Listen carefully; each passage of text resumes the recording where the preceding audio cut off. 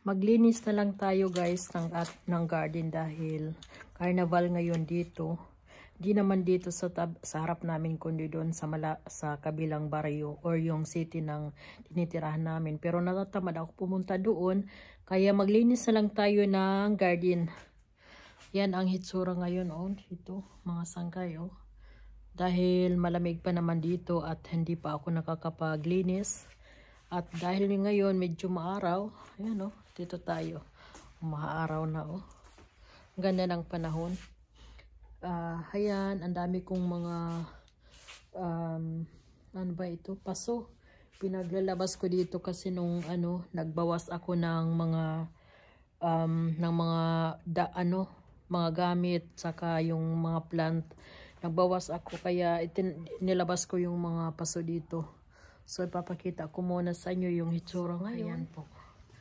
Wala, hindi ko pa kasi naayos ito ngayon. Kaya tingnan nyo, Yan, ayan Nag-green pa. Nag-green na, nagkaroon na ng lumot. Dahil nga madalas umulan at saka hindi nalilinisan dahil malamig din ako lumalabas. So, kailangan anuhin ko na yung unti-unti na ako maglinis dito dahil malapit na yung spring at ayan yung mga strawberries dumami na. Tapos yung dalawa dito wala nang mga laman, wala pang mga laman yan. Kaya, ay hala, may tumubo pa ditong sibuyas hindi ko napansin hindi kasi ako madalas lumabas. Pakita ko dito yung tingnan nyo yung aking laurel yan. Tapos dito naman sa yan mga spring flowers.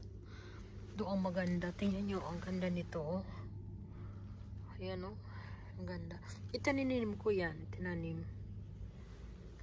Kaya ayan yung mga paso, walang mga laman. Magbabawas din ako ng mga paso kasi ko na lang dito sa ilalim. Dito ko na lang itanim yung aking mga gulay. Ito yung aking ito yung ano man tawag dito, yung berries yan.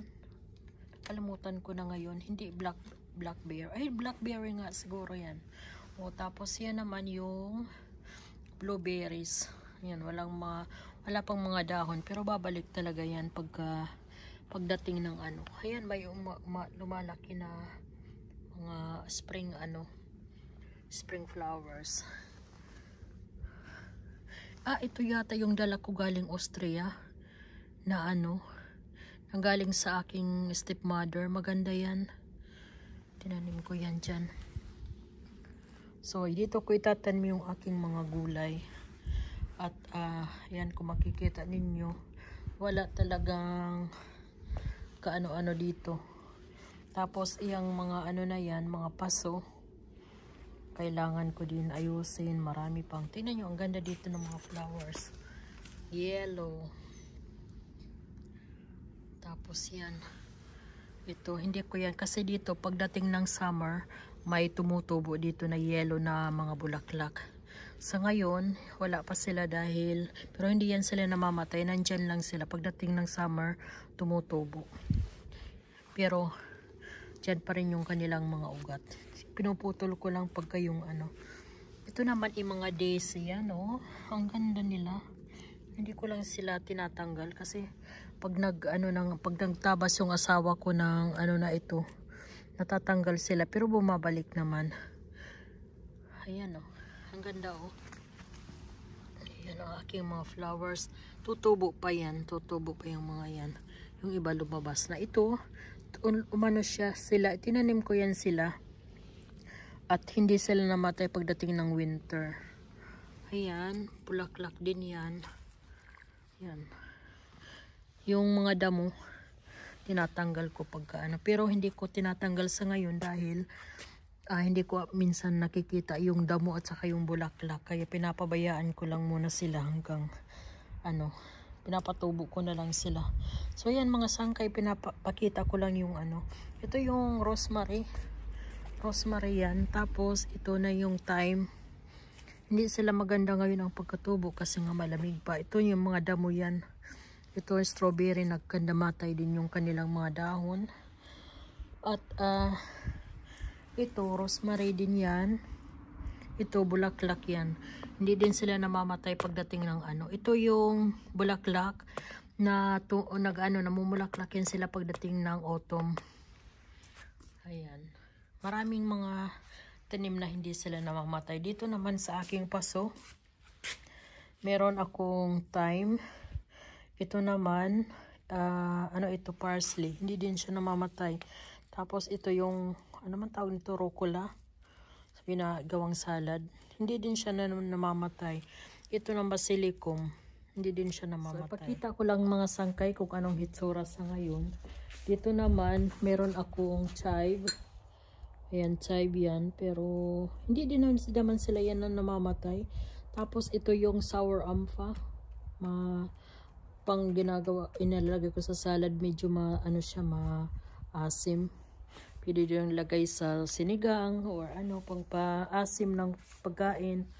Tapos yan din, rucola din ito. Yan, may chive, may parsley, ito damo. Kaya hindi pa ako naglilinis.